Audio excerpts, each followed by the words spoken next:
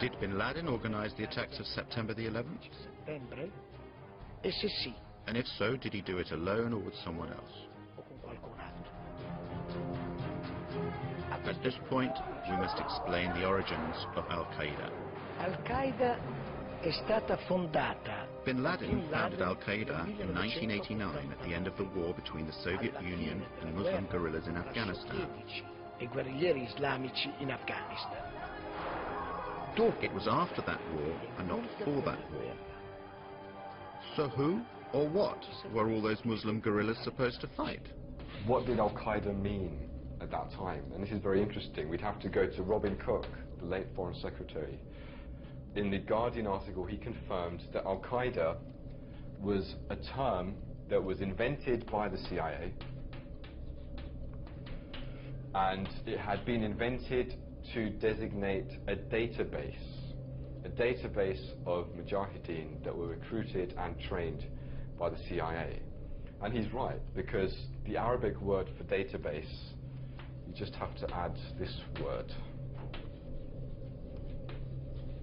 It's Al-Qaeda Ma'lumat. Al-Qaeda means the base, and Ma'lumat means data. Together it means database. Al-Qaeda is fake. Al-Qaeda is not an organization. Al-Qaeda is only a label. There is no organization like Al-Qaeda. Al-Qaeda is a list of participants in the Afghanistan war of the 80s. Al-Qaeda is nothing. It is only a puppet blown up by the Western propaganda to show the public the big evil.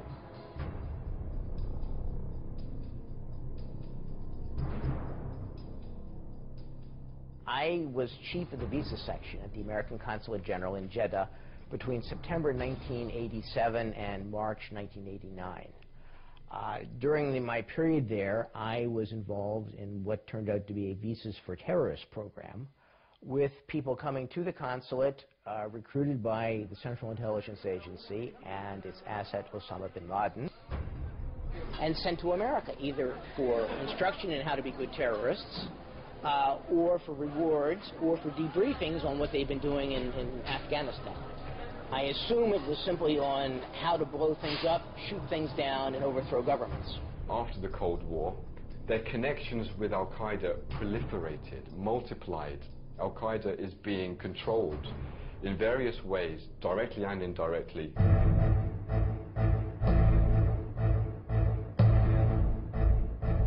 Systematically, Al-Qaeda has been used in various theaters of conflict. So from 1992 to 95, you look at the Bosnian conflict. I believe that the American government was working with various Arab and Muslim organizations, whether it was Al-Qaeda or whether it was people that became Al-Qaeda, to be trained, to be armed, and to be sent to the Balkans to overthrow Slobodan Milosevic and anybody allied with him. That kind of policy continued in the Balkans all the way up to post-2001.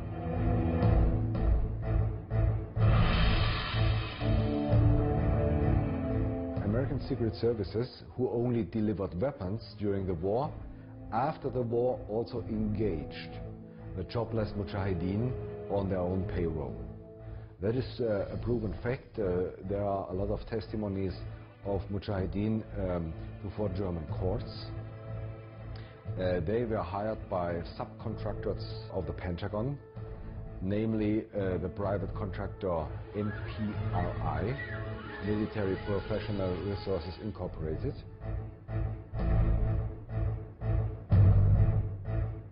MPRI is formally private, but in fact it's kind of secret device of the US Army. They have more 4-star general under contract than the Pentagon itself. If the Pentagon wants to do some dirty job and thinks they cannot get the money and they cannot get the approval of the US Congress, they give the job to this private company.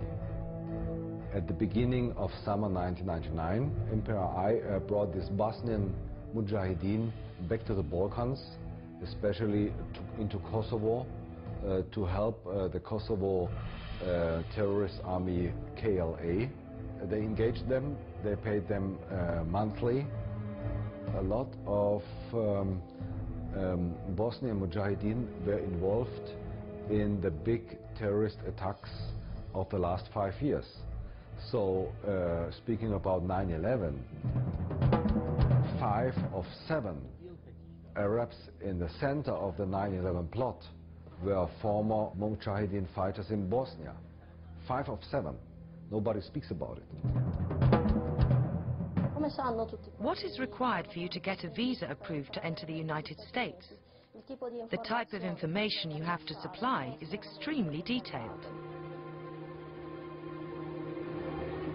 But a high-ranking official in the U.S. Consulate of Jeddah, Michael Springman, revealed the fact that in that office, many CIA agents were working undercover and that the office was issuing too many visas far too easily to some very suspicious people.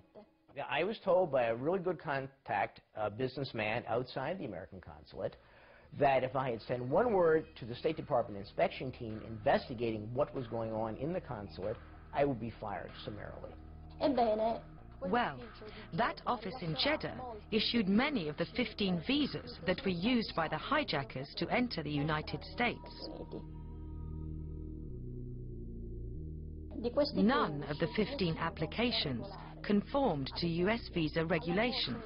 For example, under the heading Destination, many of them wrote Hotel, New York or California, and in one case, just no.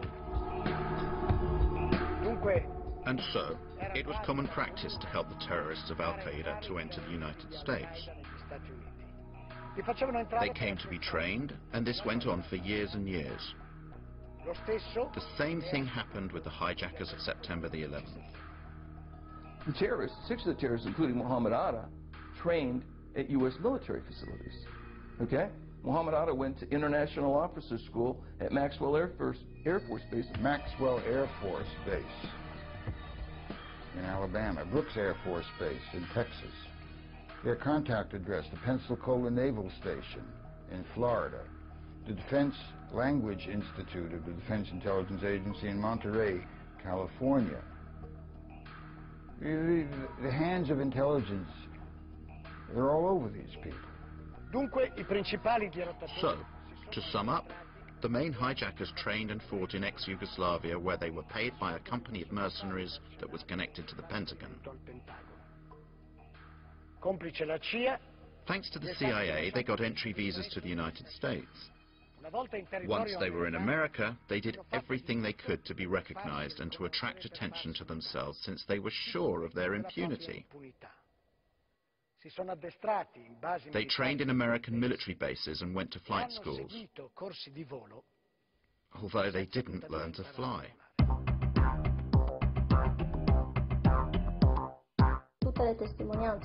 All the testimony about these lessons indicate that these men were completely incapable of maneuvering even small aeroplanes. For example, Mohammed Atta hired an aeroplane from a flight school, but he was not even able to take off. So he left it there on the runway and went away. Regarding 2 other pilots, their instructor, Rick Grazer, said to investigators and the press that he could not understand how these 2 could have maneuvered an aeroplane. His exact words were that it was like Dumb and Dumber in a plane.